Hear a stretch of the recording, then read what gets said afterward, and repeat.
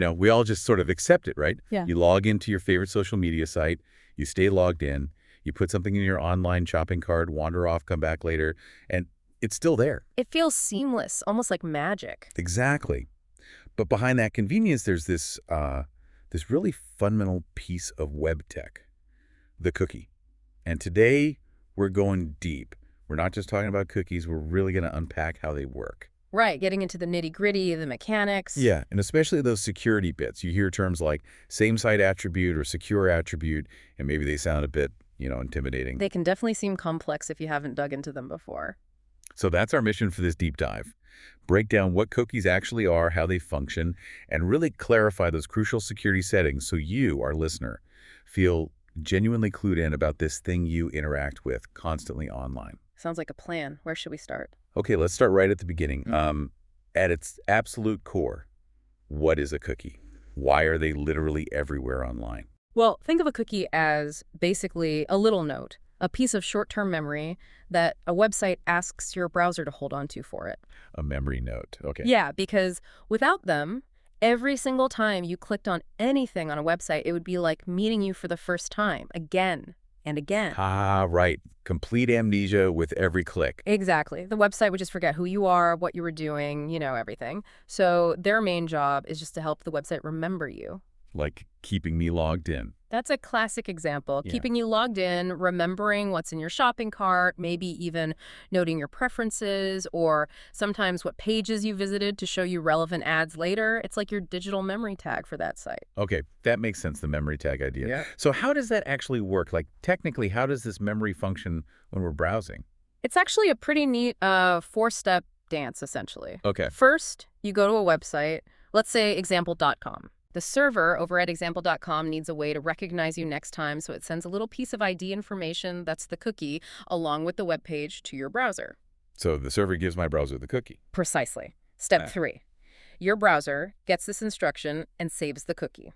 Then step 4, the next time you request anything from example.com, maybe you click a link or refresh the page, your browser automatically sends that specific cookie back to the server. Ah, so the browser shows its ID tag. Exactly. And the server sees that tag and goes, I remember you, and keeps you logged in or keeps your cart full, whatever that cookie was for. It's all about these tiny bits of data exchanged in the HTTP communication. And this is crucial because HTTP itself is stateless, right? It doesn't remember anything on its own. That's the key point. HTTP is inherently stateless. Each request is totally independent. Cookies are basically the standard way we invented to add state, to add that memory to web interactions. So that set cookie thing you sometimes see if you look at network requests. That's the server actually handing over that memory note. You got it. That's the instruction. It might look something like, set cookie, session ID, ABC123. That's the server telling your browser, okay, remember this session ID. Yeah, my browser just tucks it away. Tucks it away and then sends it back in the request headers on future visits to that same site. Without that, like you said, stateless HTTP would make things like online shopping almost impossible. Add to cart, click refresh. Poof. Gone. Right. Cookies are the silent workhorses making that continuity happen. Okay, so it's not just a simple value, like session ID ABC123. You mentioned other bits like security attributes. These sound important. Oh, they're incredibly important. They act like little switches or rules attached to the cookie, controlling how it behaves. This is where it gets really interesting from a security and functionality standpoint. Tell me more. What are the main ones we should know about? Okay, well, first there's the path attribute. It basically tells the browser which parts of the website the cookie applies to. Like, should it only be sent for users or for the entire site? Okay, scope control. Makes sense. Then you have secure. This one's really fundamental. If a cookie has the secure attribute, the browser will only send it over an HTTPS connection that's the encrypted, secure one. Not over plain old HTTP. Never. If the connection drops to HTTP, a secure cookie stays put. It's a basic protection against eavesdropping on insecure networks. Got it. Secure means HTTPS only. What else? Next up, and this is a big one for security, is HTTP only. HTTP only. Okay, what does that protect against? This attribute tells the browser that the cookie should not be accessible via JavaScript running on the page. Why would that matter? Well, think about cross-site scripting or XSS attacks. If an attacker manages to inject malicious JavaScript onto a web page you're visiting, Uh-uh. that script might try to steal valuable cookies, like your session ID, directly from the browser's storage. But if that session cookie is marked HTTP only, the script simply can't access it. The browser blocks it. Ah, okay. So HTTP only basically puts the cookie in a vault that JavaScript can't unlock. That's a great way to put it. It significantly reduces the risk of session hijacking through XSS. So secure protects the cookie in transit. HTTP only protects it while it's stored in the browser from scripts. What about controlling where the browser sends the cookie? Yeah. Like to different websites? Yes. And that brings us to arguably the most complex, but also incredibly important attribute these days. Same site. Right, same site. I've seen that one mentioned a lot recently. What's the core idea here? Same site is primarily a defense against a nasty type of attack called cross-site request forgery, or CSRF. CSRF. Yeah, where an attacker tricks your browser into sending a request to a site you're logged into, maybe to perform an action you didn't intend, like transferring funds or changing your password, just because your browser automatically sent the cookie. Yikes. So same site tries to stop that. Exactly. It gives developers control over when a browser should send a cookie based on whether the request originates from the same site the cookie belongs to or from a different site. And it has three main levels: lax, strict, and none. Okay, break those down for me. Lax. Lax is sort of the default in many browsers now. It means the cookie is sent for same-site requests, obviously, but it's also sent when you navigate to the site from an external link, like clicking a link in an email that takes you to your bank.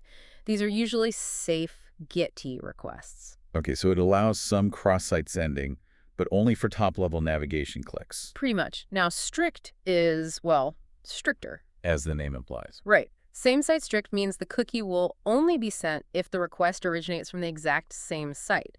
It won't even be sent if you click a link from an external site. Wow, okay. That sounds very secure, but maybe break some things. I can, yeah. It offers the best protection against CSRF, but it might break things like single sign-on flows, where you expect to be logged in automatically after clicking a link from a partner site.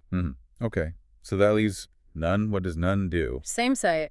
None explicitly allows the cookie to be sent in all contexts, including cross-site requests, like when content from one site is embedded within another. Think embedded videos, ads, social media widgets. The third-party context. Exactly. And this is absolutely crucial. If you set same site none, you must also set the secure attribute. Oh, interesting. So none only works over HTTPS. Correct. Browsers will actually reject a cookie set with same site. None if it doesn't also have the secure flag. It's a mandatory pairing. So that's a built-in safeguard. You can allow cross-site sending, but only if the connection is encrypted. Precisely. It's trying to balance the need for cross-site functionality with the inherent risks. Okay, so ranking them by security against CSRF, it sounds like strict is toughest, then lax. And none is the most permissive, but has that mandatory secure requirement. That's a good summary. Strict offers the most protection, lax is a good middle ground for usability and security, and none enables cross-site use cases but relies heavily on HTTPS via the secure attribute. It really highlights a trade-off developers constantly face. That balance between making things work smoothly across sites like for ads or embedded content and locking things down securely. It's a constant challenge. So, bringing this all back home, Mm-hmm. for you listening right now, Right. what's the big takeaway from understanding all this about cookies and their attributes? Why does it matter day to day? Well, I think the main thing is recognizing that cookies are utterly fundamental to how the web works smoothly.